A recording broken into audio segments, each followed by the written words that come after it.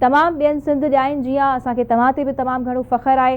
हमेशह तव्हांखे कंहिं न कंहिं इशू ते या मौज़ू ते असीं वठंदा आहियूं जेको माहौलियाती तब्दीली सां जुड़ियल हुजे थो, पर अॼु असां तव्हांजी ज़ाती ज़िंदगी बाबति तव्हांजे प्रोफेशनल करियर खे वठी करे पुछंदासीं त तव्हां इहो मक़ाम पंहिंजी ज़िंदगी में कीअं हासिलु कयो। सो मैडम, सभ खां पहिरियों तव्हांजे शहर ज़िले खां शुरू करे वठूं था, कहिड़े शहर सां तालुक़ु आहे ऐं कीअं हाणे मैडम फिज़ा कुरैशी समूरी दुनिया घुमे पई पंहिंजे कम जे करे?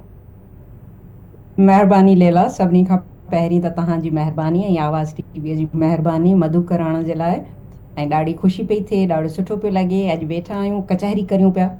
दरअसल मुंहिंजो ॼम जेको आहे उहो ठटे शहर में थियो आहे, पर जेको आहे उहा मुंहिंजी सॼी परवरिश जेका आहे उहा हैदराबाद जी रही आहे। इन करे जो बाबा जेको आहे उहो ठटे शहर मां जेको आहे जीअं ई मैट्रिक पास कई त उहे हैदराबाद जेको आहे अची विया हुआ पंहिंजी नौकरीअ जे करे। त मुंहिंजी पैदाइश त जेको आहे उहा ठटे में ई थी, इन करे जो अम्मा बि ठटे जी आहे, बाबा बि ठटे जो हो।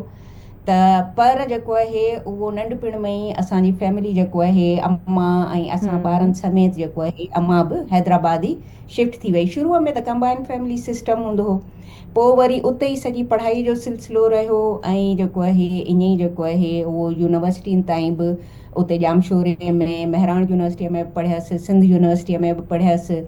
ऐं पोइ ईअं अॻिते हली जेको आहे उहो सिलसिलो जारी रहियो। कुझु अरसो जेको आहे उहो 4 साल मूं पंहिंजी ज़िंदगीअ जा कराचीअ जे शहर में बि गुज़ारिया आहिनि, उते बि नौकिरी कई। ऐं हाणे गुज़री जेको आहे उहो 10-11 सालनि खां वठी इस्लामाबाद में क़याम पज़ीर तो हैदराबाद छॾणु ॾुखियो हुयो ऐं हाणे तव्हां इस्लामाबाद में रहो पिया त याद छा तव्हांखे यादूं ईंदियूं आहिनि ऐं जेके शहर तव्हां हाणे छॾे करे वेठा आहियो उहो केतिरो यादि ईंदा आहिनि तव्हांखे?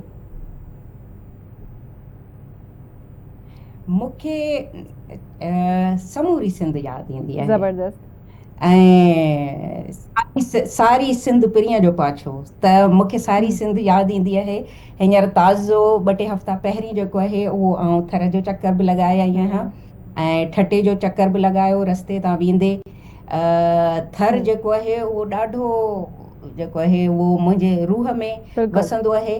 पर ठटो जेका मुंहिंजी जनम भूमि आहे, उहो चवंदा आहिनि सिंधीअ में त ओर मुंहिंजी उते ढकियल आहे, त मुंहिंजी ओर उते ढकियल आहे, त मूंखे सदाईं छिक ठटे ईंदी आहे। बिल्कुलु इहो थींदो आहे। सही। अच्छा, थोरो हाणे तव्हांजे कम खे असां सम्झणु चाहींदासीं। तव्हां माहौलियाती तब्दीली ते तमामु घणा वोकल नज़र ईंदा आहियो, जेके दुनिया में ग्लोबल फॉरम्स हुजनि था जिते एनवायरमेंटल इशूज़ खे वठी करे ॻाल्हि ॿोल कई वञे थी या एडवोकेसी कई वञे थी, उन में तव्हां भरा नज़र ईंदा आहियो। इन कम जी शुरूआति कीअं थी? थोरो पंहिंजे कम जे बारे में असांखे सम्झाइजो, जेके लखे सिंध ॼायूं इन वक़्तु तव्हांखे ॾिसी रहियूं आहिनि जी हू तव्हां मां उत्साह हासिलु करे सघनि।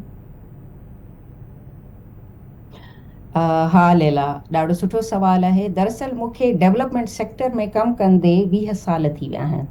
त डेवलपमेंट सेक्टर में जेको आहे उहो मुख़्तलिफ़ क़िस्म जा कम माण्हू करे थो जेके समाजी शयुनि सां तमामु घणो लाॻापियल हुजनि था। ऐं उन में तव्हांखे अंदाज़ो हूंदो त NGOs जो जेको कमु आहे उन में असां पाणीअ ते बि कमु था करियूं ऐं ज़राअत ते बि कमु था करियूं। त मूं एग्रीकल्चर ते बि कमु कयो, USAID सां गॾु कमु कयो। मुंहिंजे कम जी शुरूआति Sindh rural support programme SRSP सां थी, त उन में ॾाढो मुख़्तलिफ़ क़िस्म जा कमु कंदा हुआसीं। पर इहो जेको बि सॼो कमु रहियो आहे उहो माण्हुनि सां गॾु रहियो आहे, कम्यूनिटीज़ सां रहियो आहे। ॻोठनि में वियासीं, औरतुनि सां गॾु, पीढ़ियल तबिके सां गॾु इहो कमु रहियो आहे। त मूं तक़रीबन सॼी सिंध में, सिंध जे ॻोठ में, झर झंग में, कुंड कुड़छ में कमु कयो आहे, सॼी सिंध में कमु कयो आहे। जी बिल्कुलु, उन खां अॻु में सिंधियाणी तहरीक जो हिसो आउं 93 खां वठी 98 ताईं ॾाढो एक्टिव सिंधियाणी तहरीक में रहियसि। सिंधियाणी तहरीक जी सेंट्रल कमेटीअ में बि रहियसि आउं, ऐं उन्हनि जी जेका शागिर्दियाणियुनि जी तंज़ीम हुई, Sindhi girls students organisation SGSO, उन जी आउं ऑर्गेनाइज़र रहियसि। त उन में बि असां उन टाइम ते उहो मुंहिंजो यूनिवर्सिटीअ जो ज़मानो हो, त असां यूनिवर्सिटीअ में तमामु घणो कमु कयो ऐं यूनिवर्सिटीअ सां गॾोगॾु सॼी सिंध जे ॻोठनि में बि शागिर्दियाणियुनि खे बि मुनज़िम कयो ऐं सिंधियाणियुनि खे बि मुनज़िम